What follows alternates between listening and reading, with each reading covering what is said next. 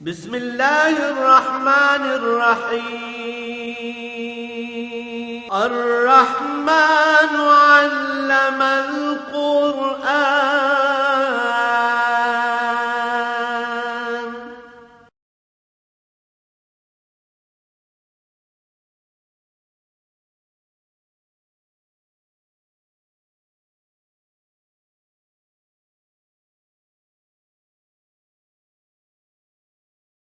الحمد للہ رب العالمین والصلاة والسلام علی حبیبہ محمد وآلہ وصحبہ اجمعین۔ اعوذ باللہ من الشیطان الرجیم، بسم اللہ الرحمن الرحیم۔ یسألونک عن الانفال قل الانفال للہ والرسول فاتقوا اللہ واصلحوا ذات بینکم وَأَطِیعُوا اللَّهَ وَرَسُولَهُ إِن كُنتُم مُّؤْمِنِينَ۔ إِنَّمَا الْمُؤْمِنُونَ الَّذِينَ إِذَا ذُكِرَ اللَّهُ وَجِلَتْ قُلُوبُهُمْ إِذَا تُلِيَتْ عَلَيْهِمْ آيَاتُهُ زَادَتْهُمْ إِيمَانًا وَعَلَىٰ رَبِّهِمْ يَتَوَكَّلُونَ۔ الَّذِينَ يُقِيمُونَ الصَّلَاةَ وَمِمَّا رَزَقْنَاهُمْ يُنْفِقُونَ أُولَٰئِكَ هُمُ الْمُؤْمِنُونَ حَقًّا لَهُمْ دَرَجَاتٌ عِندَ رَبِّهِمْ وَمَغْفِرَةٌ وَرِزْقٌ كَرِيمٌ۔ اللہم سبحانک لا علم لنا الا ما علمتنا انک انت العلیم الحکیم۔ مولائی صلی وسلم دائما ابدا علی حبیبک خیر الخلق کلہم۔ سورہ انفال شروع ہوتی ہے، یہ ان صورتوں میں سے ہے جو مدینہ منورہ میں نازل ہوئیں۔ مکی اور مدنی صورتوں میں ایک بنیادی فرق یہ ہے کہ مکہ مکرمہ میں جو صورتیں نازل ہوئیں ان میں زیادہ بات ایمان پر اور اعتقادات پر کی گئی ہے۔ جو صورتیں مدینہ منورہ میں نازل ہوئیں ان میں زیادہ تر احکام ارشاد فرمائی ہے، تو یہ مدنی صورتوں میں سے ہے۔ فرمایا یسألونک عن الانفال، انفال منافع انعام کہہ لیجئے، جو چیز بغیر کاوش کے مل جائے اسے بھی انفال کہتے ہیں۔ وہ غنیمتیں جہاں جنگ نہیں ہوئی، کفار نے کچھ مال دے کر صلح کر لی یا کفار میدان چھوڑ کر اور اپنا مال چھوڑ کر بھاگ گئے، جنگ نہیں ہوئی اور وہ مسلمانوں کے ہاتھ آیا، اسے بھی انفال کہتے ہیں کہ وہ بطور انعام اللہ کی طرف سے مل گیا۔ ویسے سارے مال غنیمت کو بھی انفال کہا جاتا ہے، اس لیے کہ حضور اکرم صلی اللہ علیہ وآلہ وسلم سے پہلے آدم علیہ نبینا علیہ الصلاۃ والسلام سے لے کر حضور اکرم صلی اللہ علیہ وآلہ وسلم تک مال غنیمت کسی امت پر حلال نہیں تھا۔ جہاد ہوتا، کفار کو شکست ہوتی، جو مال ہاتھ آتا اسے میدان میں ڈھیر کر دیا جاتا، اور آسمان سے آگ آتی، بجلی کی طرح کوئی چیز آتی اور اسے جلا کر راکھ کر دیتی، اور یہ اس کی قبولیت کی دلیل ہوتی تھی۔ اور اگر کبھی کسی جہاد میں پہلی امتوں میں اس طرح مال رکھا جاتا اور وہ جلتا نہیں تو بھی اسے کوئی ہاتھ نہیں لگاتا تھا، وہ سمجھتے تھے کہ اس جہاد میں کوئی قصور ہوا ہے یا اس مال میں کوئی نحوست ہے کہ اللہ نے قبول نہیں فرمایا، تو پھر بھی اسے کوئی ہاتھ نہیں لگاتا تھا، وہ پڑا پڑا ہی گل سڑ جاتا تھا۔ جہاں حضور اکرم صلی اللہ علیہ وسلم کے اور بہت سے فضائل ہیں، وہاں آپ کے فضائل میں یہ بھی ہے کہ آپ صلی اللہ علیہ وسلم کے طفیل آپ کی امت کے لیے غنیمتیں حلال کی گئی، اور جو مال کفار کی شکست کے بعد ہاتھ آتا ہے اس کے مختلف طریقے بنائے گئے۔ بنیادی ایک اصول تو یہ تھا کہ 5واں حصہ بیت المال کو چلا جاتا، 4 حصے مجاہدین میں تقسیم ہو جاتے تھے۔ اور اس میں بھی پھر یہ قانون تھا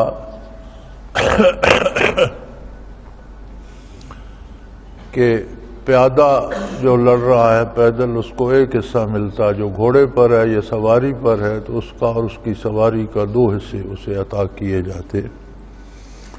اور یہ پہلا مسئلہ پیدا ہوا معرکہ بدر میں، مشرکین کو عبرتناک شکست ہوئی، اور جو وہ مال و منال ساتھ اور اسلحہ اور گھوڑے اور اونٹ اور بے شمار چیزیں جو ان کے پاس تھیں وہ بطور غنیمت مسلمانوں کے ہاتھ لگیں۔ تو اب سوال یہ پیدا ہوا کہ اس غنیمت کا کیا کیا جائے؟ تو اللہ کریم نے اصول ارشاد فرما دیا، یسألونک عن الانفال، انفال کہتے ہیں انعام کو، اسی لیے آپ جو نماز زائد پڑھتے ہیں اسے نفل کہتے ہیں، قربانی جو آپ پر واجب ہے اس کے علاوہ دیتے ہیں تو نفل ہوتی ہے، فرض حج کسی نے کر لیا پھر کرتا ہے تو وہ نفل ہوتا ہے، اسی طرح زکوٰۃ دے دی پھر صدقہ مزید کرتا ہے تو وہ نفل کا معنی ہے انعام، کہ اسے بطور انعام یہ سعادت نصیب ہوئی کہ وہ اللہ کی راہ میں کام کر رہا ہے۔ تو نماز جو ہم فرائض سنت کے بعد پڑھتے ہیں اسے نفل کہتے ہیں، وہ نفل سے مراد انعام ہے کہ اللہ نے توفیق دی اور مزید انعام حاصل کر رہا ہے۔ تو آپ سے سوال کرتے ہیں کہ جو مال بغیر جنگ کے حاصل ہو جائے، جہاں جنگ نہ کرنی پڑے اور جو مل جائے، اس کا کیا ہوگا؟ جو جنگ سے حاصل ہوتا ہے اس کا تو ایک اصول بن گیا کہ 5واں حصہ بیت المال کو جائے گا، 4 حصے مجاہدین میں تقسیم ہوں گے۔ دوسرا طریقہ یہ تھا کہ یہ ارشاد فرما دیا جاتا کہ جو جس کافر کو قتل کرے گا اس کافر کا مال جو ہوگا یا اسلحہ جو ہوگا، زرہ ہوگی، خود ہوگا، تلوار ہوگی، گھوڑا ہوگا، وہ اس کا ہوگا جس نے اسے قتل کیا۔ یہ دوسرا طریقہ تھا، تو مال اس طرح تقسیم ہو جاتا تھا۔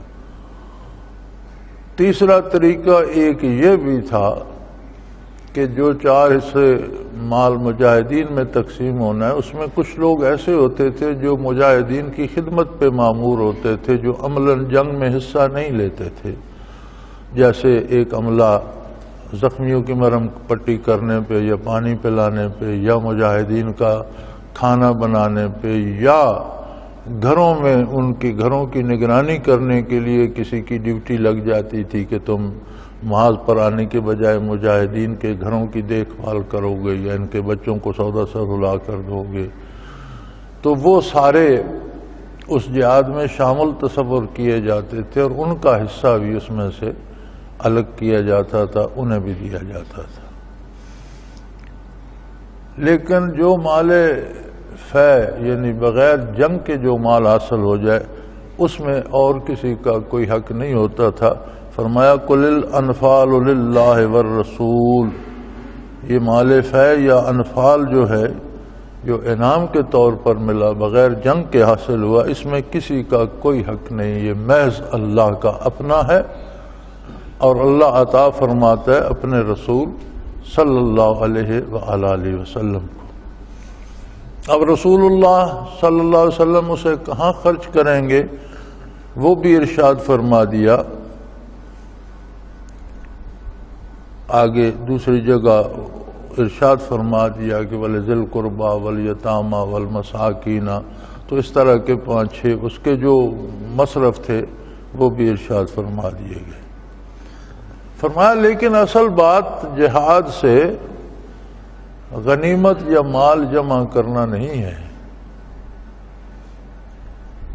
جو غنیمت جنگ کر کے حاصل ہوتی ہے اس کے طریقے الگ مقرر ہو گئے، جو بغیر جنگ کے حاصل ہوتی ہے وہ حضور اکرم صلی اللہ علیہ وسلم کی ثوابدید پر چھوڑ دی گئی، اور آگے اس کے مستحقین مقرر کر دیے گئے، حضور کے قرابت دار جن کا خرچہ حضور برداشت فرماتے تھے، یا یتیم یا مساکین یا مسافر یا غرباء کو حضور اپنی پسند سے جس کو جتنا چاہیں عطا فرما دیں۔ تو یہ جتنے طریقے غنیمت کے بنیادی طور پر تو دو ہی تھے کہ ایک جنگ سے غنیمت آتی تھی، دوسری کفار بغیر جنگ کے بھاگ گئے، مال چھوڑ گئے، وہ بغیر جنگ کے غنیمت آ گئی، تو اس کے اصول مقرر کر دیے گئے، اور یہ غزوہ بدر میں چیزیں مقرر ہو گئیں۔ احد میں حضور اکرم صلی اللہ علیہ وسلم نے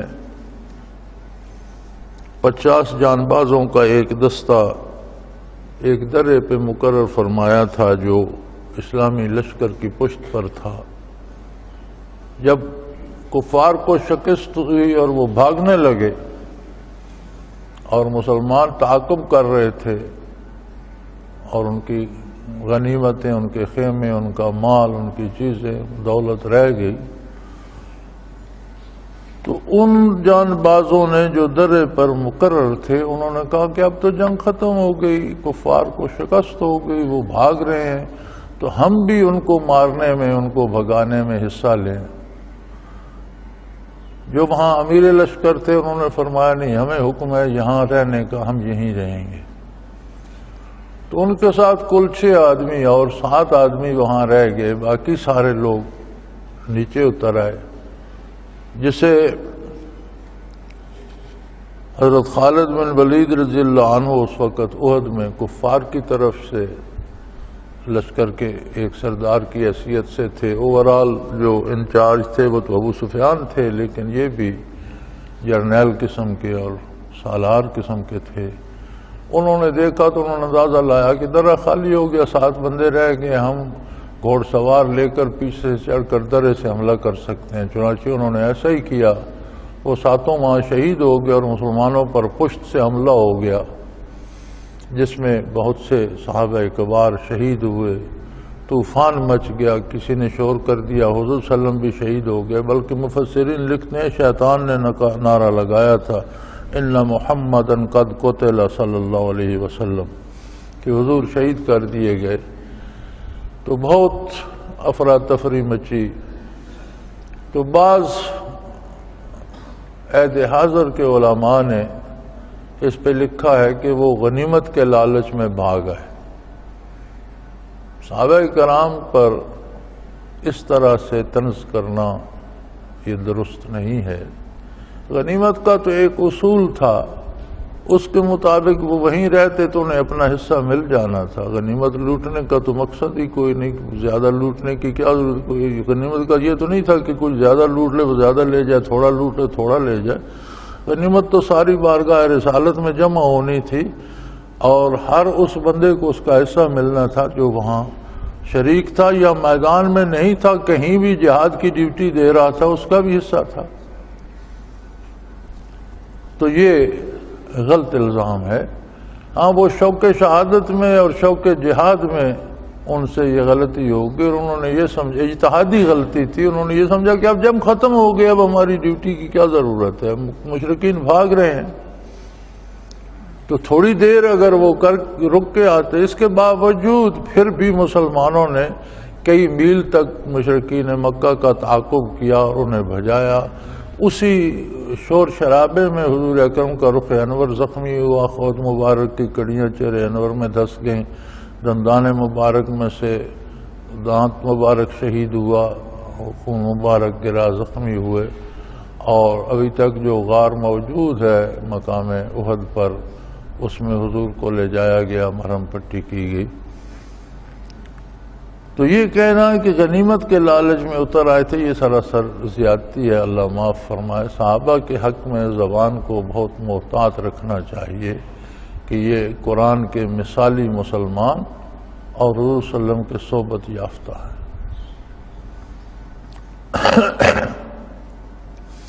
لیکن ارشاد باری ہے فاتقوا اللہ واصلحوا ذات بینکم، غنیمت کی طرف توجہ کرنے کی بجائے یا غنیمت میں سے مجھے کیا ملتا ہے یہ سوچنے کی بجائے فاتقوا اللہ، عظمت الہی کا احساس و ادراک کرو، جس کی خاطر تم جان لے کر میدان میں آئے ہو، جس کے کلمہ حق کو غالب کرنے کے لیے تم لڑ رہے ہو، اس کی طرف متوجہ رہو کہ وہ تمہاری یہ کاوش، یہ محنت قبول فرمائے۔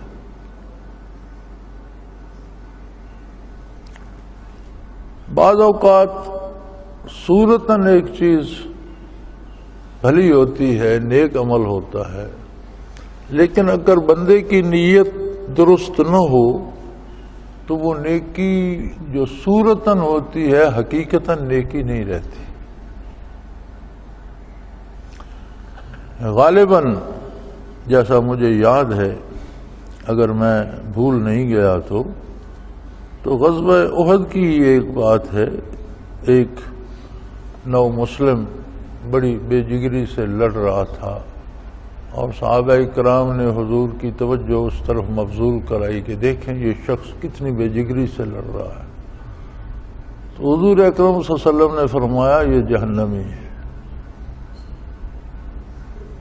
بڑے حیران ہوئی، جہاد کر رہا ہے حضور کی طرف سے اور بڑی بے جگری سے لڑ رہا ہے۔ کچھ دیر گزری تو اسے تیر لگا، زخمی ہو کر گر گیا، جان بر ہونے کی توقع نہیں تھی۔ تو اس نے وہی تیر نکالا یا اور تیر لیا، بہرحال اس نے زمین پہ تیر رکھ کے اوپر اپنا سینہ رکھ کے خود کو گرا دیا اور خودکشی کر کے مر گیا۔ تو صحابہ نے عرض کی یا رسول اللہ عجیب بات ہے، آپ نے فرمایا تو واقعی وہ شہادت تو نصیب نہیں، اس نے تو خودکشی کر لی۔ تو حضور نے فرمایا وہ اللہ کے لیے نہیں لڑ رہا تھا، وہ جو بے جگری سے لڑ رہا تھا تو اس کی نیت میں یہ تھا کہ میں فلاں قبیلے کا آدمی ہوں، ہم بڑے جنگجو ہیں، میرے قبیلے کا نام رہے کہ فلاں قبیلے کے لوگ بڑے لڑتے ہیں۔ وہ اللہ اور اللہ کے رسول کے لیے نہیں لڑ رہا تھا، اپنی شہرت کے لیے لڑ رہا تھا، اس لیے میں نے بتا دیا کہ یہ جہنمی ہے۔ بظاہر تو وہ جہاد میں شامل تھا، لیکن نیت دین کی مدد کرنا یا رسول اللہ کی غلامی یا اللہ کی رضا نہیں تھی، نیت اپنی شہرت تھی۔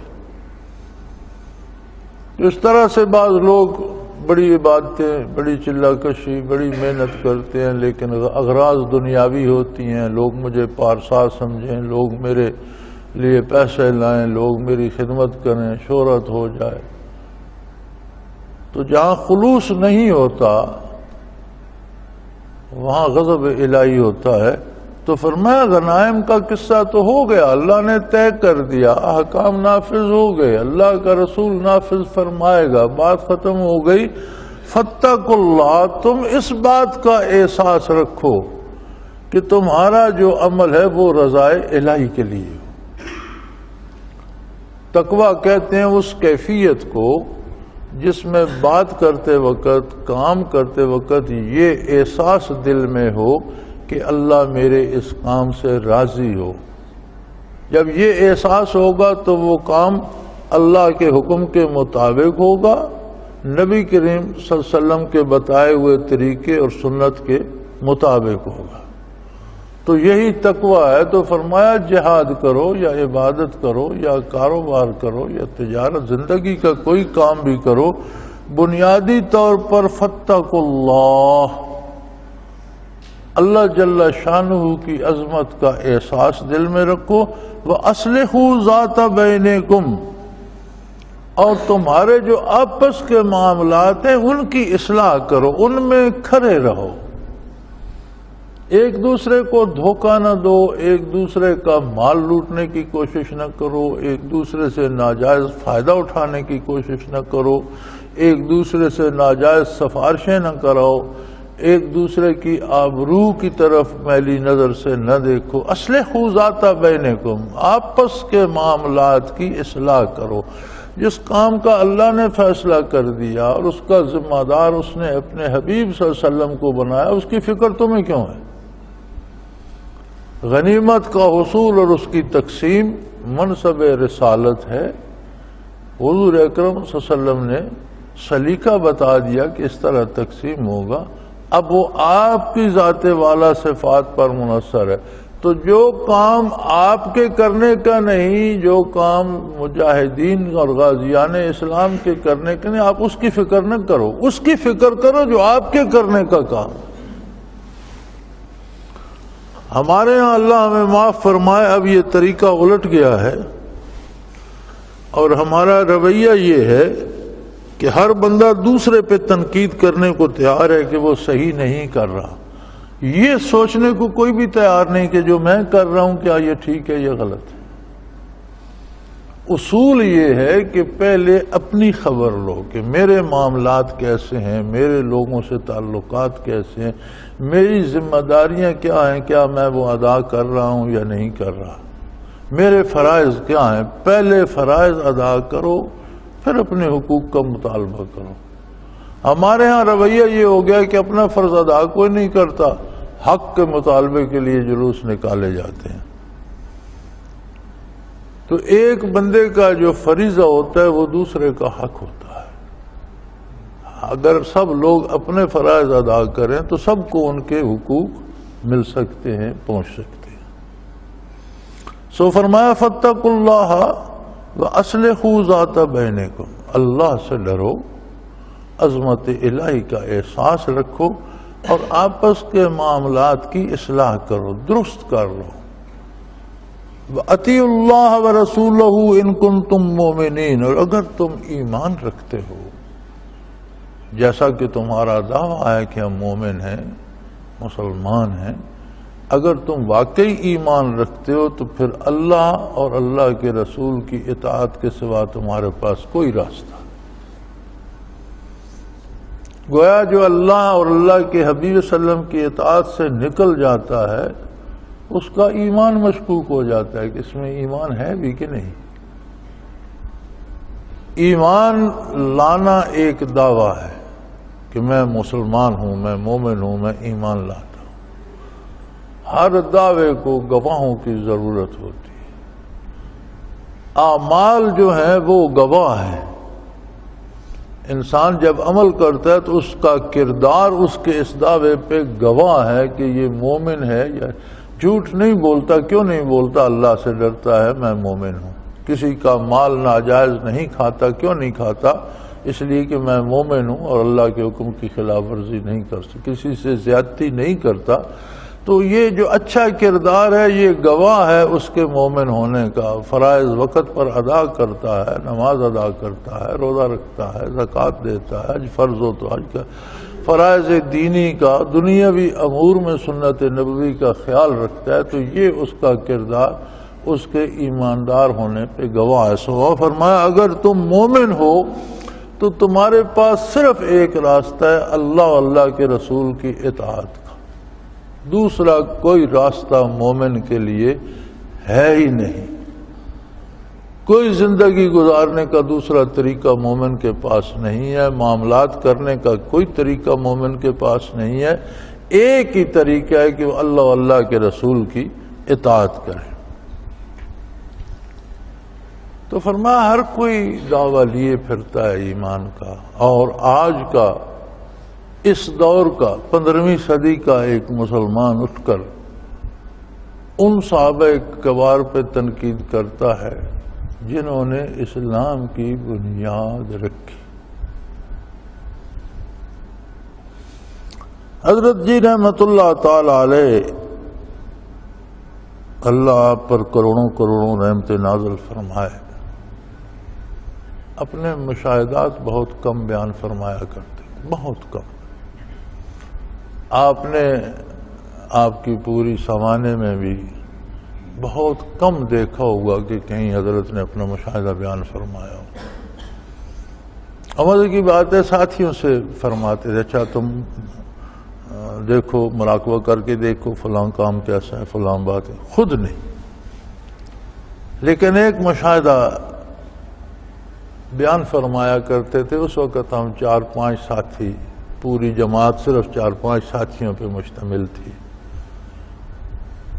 تو ایک دن فرمانے لگے کہ میں نے 15-16 سال صرف لطائف کیے ہیں، اور پھر اس کے بعد حضرت نے سالک المجذوبی تک مراقبات کرا کے فارغ کر دیا، میں گھر آ گیا۔ تو گھر بھی فرماتے تھے گھنٹوں ذکر کیا کرتا تھا، تلاوت کیا کرتا تھا، کتابیں پڑھا کرتا تھا، کہیں آتا جاتا نہیں تھا، کسی سے ملتا ملاتا نہیں تھا۔ تو صوفی اعراض کی کوشش کرتے ہیں، لوگوں سے بچنے کی کوشش کرتے ہیں۔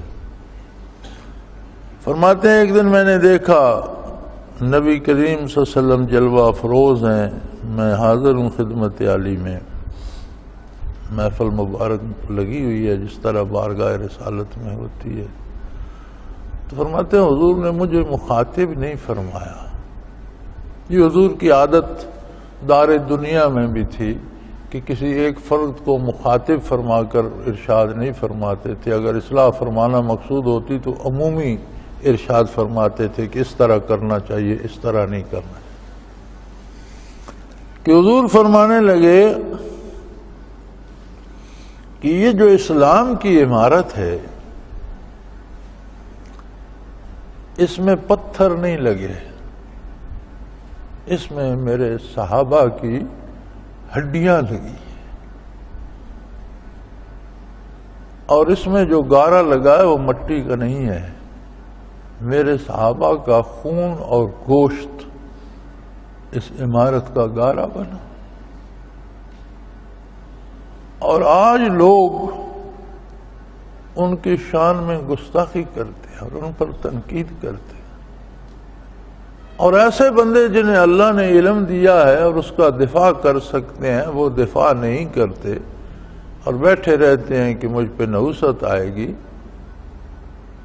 تو یہ تو کوئی بات نہیں، یہ تو صحیح نہیں ہے۔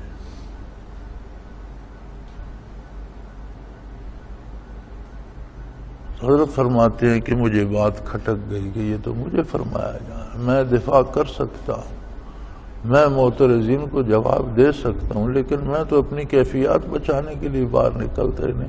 تب فرماتے ہیں میں نے میدان عمل میں قدم رکھا، بیان کرنا شروع کیا، پھر مناظرے کیے، پھر ساری عمر دفاع کرتے رہے عظمت صحابہ کا، کتابیں تصنیف کی، مناظرے کیے، مارکے ہوئے، قاتلانہ حملے ہوئے، بڑی ایک ایسی زندگی کہ آخری دم تک اس میدان میں مصروف عمل رہے۔ اور یہ تو بعد والے ساتھیوں کو بھی پتا ہے کہ جب کبھی بیٹھتے تو یہی موضوع چلتا اور یہی باتیں ہوتی، کوئی بات ذاتی نہیں ہوتی تھی، کوئی اپنے منافع کی نہیں ہوتی، سارا یہی موضوع ہوتا تھا۔ تو یہ وہ عظیم لوگ ہیں جن کے طفیل آج ہم بھی مسلمان ہیں۔ تو ان کی شان میں زبان کھولنے سے پہلے سوچنا چاہیے 100 بار۔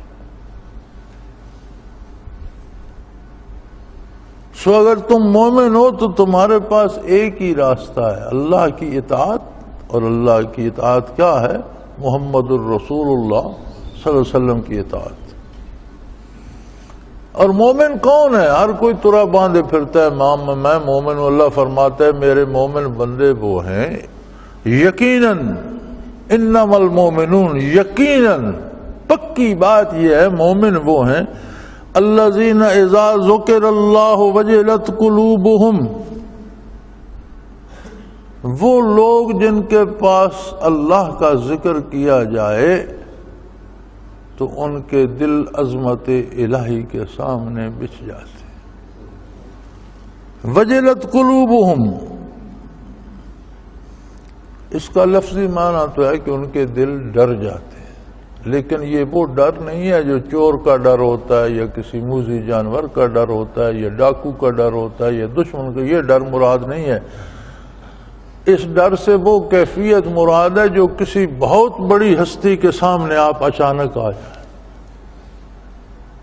تو ایک کیفیت جو اس کی جلالت و عظمت یا اس کی ہیبت جو دل پہ طاری ہوتی ہے اس سے مراد ہے وجلت، وہ ڈر مراد ہے کہ جب ان کے سامنے اللہ کا ذکر کیا جاتا ہے تو عظمت الہی ان کے قلوب پہ چھا جاتی ہے۔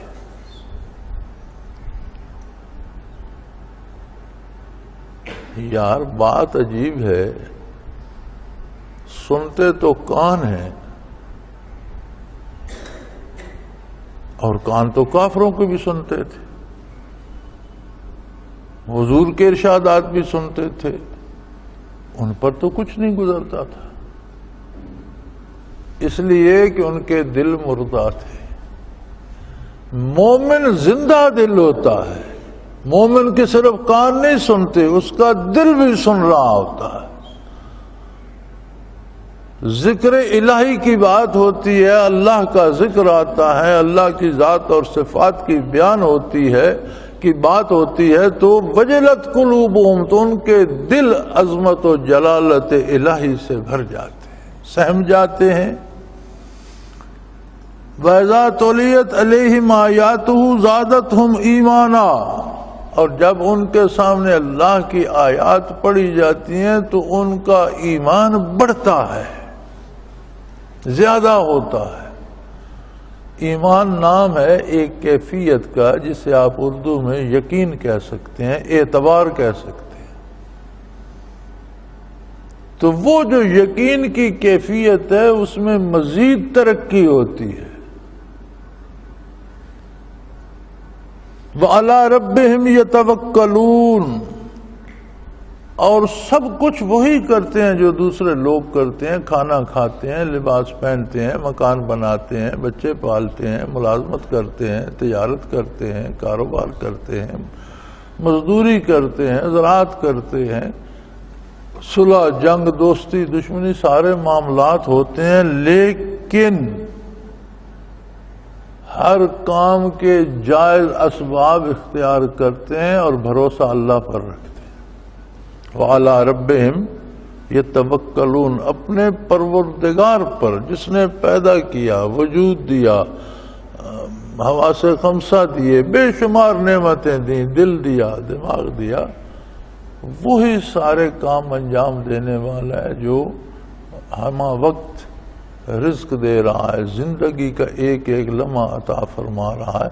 فرمایا توکل کا معنی یہ بھی نہیں ہے کہ کام کار چھوڑ کے بیٹھ جائے اور کہو ہم نے توکل کر لیے، نہیں، توکل سے مراد یہ ہے کہ جو اسباب آپ کے بس میں ہیں آپ وہ پورے کریں، لیکن بھروسہ اسباب پر نہ ہو کہ میں نے سارے اسباب پورے کر دیے میرا کام ہو جائے گا، نہیں، اسباب پورے کرنا میری ذمہ داری تھی، اللہ قبول فرمائے، میں نے اپنا حق ادا کر دیا، اب کام کا ہونا نہ ہونا اس کی رضا پہ منحصر ہے، وہ کرے گا تو ہو جائے گا، اسے منظور نہیں ہے تو نہیں ہوگا۔ اور یہ زندگی کا بہت آسان ترین طریقہ ہے، اس میں کوئی تکلیف ہی نہیں ہوتی۔ بندہ پیسہ لگاتا ہے، انویسٹمنٹ کرتا ہے، اس سے مجھے اتنا منافع آئے گا، اس کی بجائے تھوڑا سا نقصان آ جاتا ہے، اپنی طرف سے اس نے کوئی کمی نہیں کی، محنت میں بھی، کاروباری اصولوں میں بھی، پھر اگر نقصان ہو جاتا ہے تو وہ کہتے ہیں میرے رب کو یہی منظور تھا، میرے لیے یہی بہتر تھا، اسے تکلیف نہیں ہوتی۔ منافع ہو جاتا ہے تو اس میں تکبر نہیں آتا، وہ کہتے ہیں اللہ نے مجھ پر انعام کر دیا، یہ اس کی مہربانی ہے۔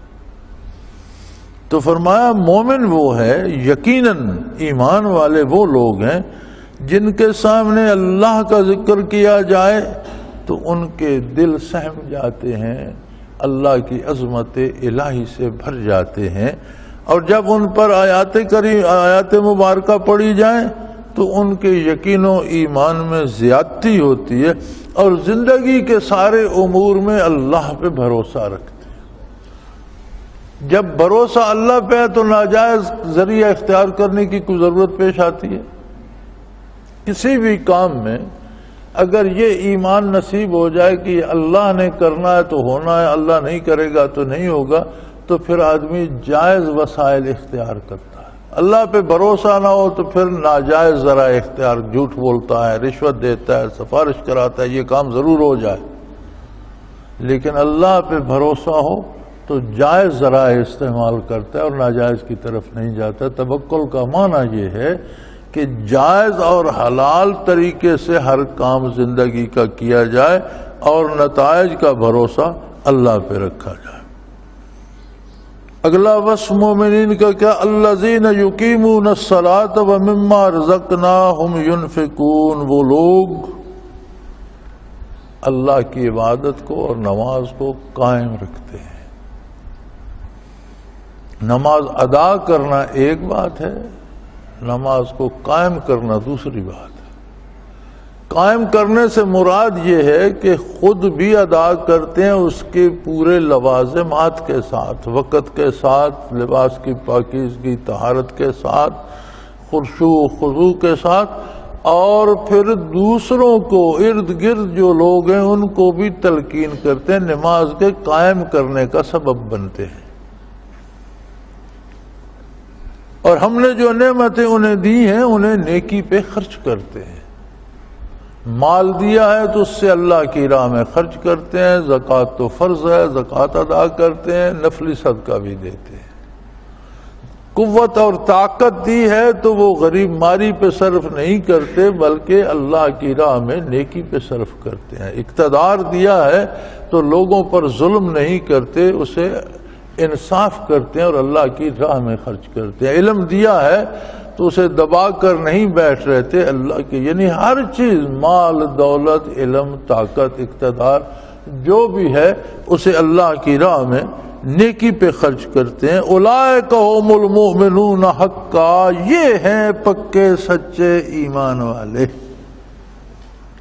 قرآن نے ہمارے سامنے ایک بڑا پوری دیوار جتنا آئینہ رکھ دیا ہے۔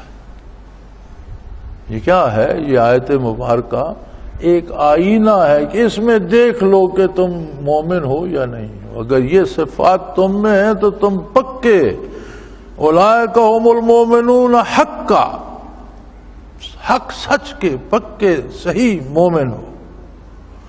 اور اگر یہ صفات ان میں جتنی کمی ہے اتنے تمہارے مومن ہونے میں کمی ہے۔ اگر یہ صفات تم سے چھوٹ ہی گئی ہیں تو پھر شاید ایمان بھی بچا ہے یا نہیں۔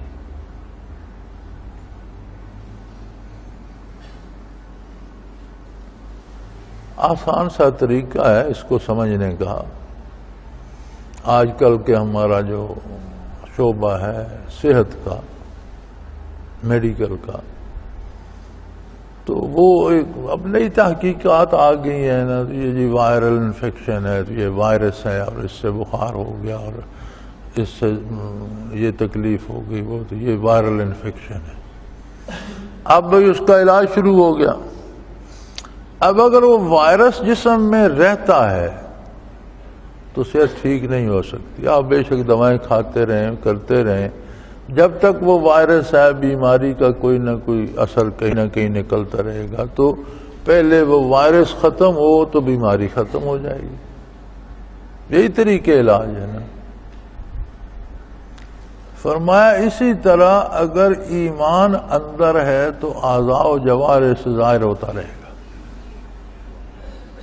اگر اندر ایمان ہے تو جو زبان سے بات نکلے گی وہ اس کی شہادت دے گی، نظر اٹھے گی تو وہ تمہارے مومن ہونے کی شہادت دے گی۔ اللہ کی عبادت کا وقت ہوگا تو کس خشوع و خضوع، کس پابندی سے کرتے ہو تمہارے ایمان۔ اور اگر یہ آثار ختم ہو گئے، بخار ختم ہو گیا تو سمجھو وائرس کوئی نہیں رہا اندر، کہ نہیں؟ اگر یہ آثار ختم ہو گئے تو سمجھو ایمان کوئی نہیں رہا۔ پھر تمہیں تلاش کرنا ہوگا کہ کہاں کمی ہے اور کیوں کمی ہے۔ اور جن میں یہ آثار جو قرآن کریم نے گنوائے ہیں موجود ہیں وہ پکے اور سچے ایمان والے ہیں۔ لہم درجات عند ربہم، ان کے پروردگار کی بارگاہ میں ان کے لیے بڑے بلند درجات۔ ومغفرۃ، انسان ہیں، نیک ہیں، مخلص ہیں، ذاکر ہیں، صاحب حال ہیں، پھر بھی انسان ہیں، ان سے کوتاہی، غلطی، سستی ہو سکتی ہے۔ اگر ان سے بھول چوک ہو گئی ہے تو ان کے لیے ان کی اللہ کی مغفرت اور بخشش موجود ہے۔ وَرِزْقٌ کریم، اور بے پناہ عزت کی روزی ان کی منتظر ہے، ان کے لیے موجود ہے۔ ان کو اعلیٰ جنتیں، اعلیٰ اولیاء مقامات، اعلیٰ رزق، اعلیٰ لباس، ہر نعمت ان کے لیے موجود ہے۔ وہ جو مومن ہیں جن میں یہ اوصاف موجود ہیں اور جو اللہ کے بھروسے جیتے ہیں۔ وآخر دعوانا ان الحمد للہ رب العالمین۔ اللہ اللہ اللہ اللہ اللہ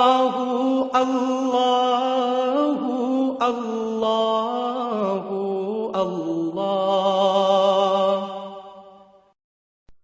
حضرت امیر محمد اکرم آوان مد ذلہ العالی دارالعرفان منارہ ضلع چکوال میں سالہ سال سے قرآن و حدیث کے اوپر خطابات کر رہے ہیں اور سلسلہ نقشبندیہ اویسیہ کے مطابق لوگوں کو ذکر الہی کی تربیت دے رہے ہیں۔ وہ قرآن پاک کی تفسیر ترتیب وار بیان کر رہے ہیں۔ تفسیر قرآن کو وہ موجودہ ملکی اور بین الاقوامی حالات کے مطابق بیان کرتے ہیں۔ موٹر وے سے کلر کہار کے انٹرچینج سے نکلتے ہوئے کلر کہار کی جھیل سے ہوتے ہوئے میانی، بوچھال اور نور پور سے گزرتے ہوئے دارالعرفان منارہ پہنچ سکتے ہیں۔ حضرت امیر محمد اکرم آوان نے بچیوں اور بچوں کی دینی اور دنیاوی تعلیم کے لیے سقارہ اکیڈمی کے نام سے ایک درسگاہ بھی قائم کی ہے، جس کا افتتاح ملک پاکستان کے صدر جنرل محمد ضیاء الحق نے اپنے دست مبارک سے کیا تھا۔ وہ تمام احباب جو اسلام کی طلب رکھتے ہیں ان سے گزارش ہے کہ دارالعرفان منارہ ضلع چکوال میں امیر محمد اکرم آوان صاحب کے خطابات سے مستفید ہوں۔ وہ ہر جمعے کو نماز سے پہلے بیان فرماتے ہیں۔ ہر ماہ کی پہلی اتوار کو ماہانہ اجتماع ہوتا ہے جس میں آپ خصوصی خطاب فرماتے ہیں اور پاکستان کے چاروں صوبوں سے احباب اس اجتماع میں شرکت کرتے ہیں۔ اس کے علاوہ یہاں سال میں 2 مرکزی اجتماعات بھی ہوتے ہیں، ایک رمضان المبارک میں اعتکاف کا اجتماع اور دوسرا جولائی اور اگست میں 40 دن کا اجتماع ہوتا ہے جس میں روحانی تربیت کی جاتی ہے۔ اپنا خون سیماب دے کر اتنا ہم کر جائیں گے، نام آقا کا چمن میں پھر رقم کر جائیں گے۔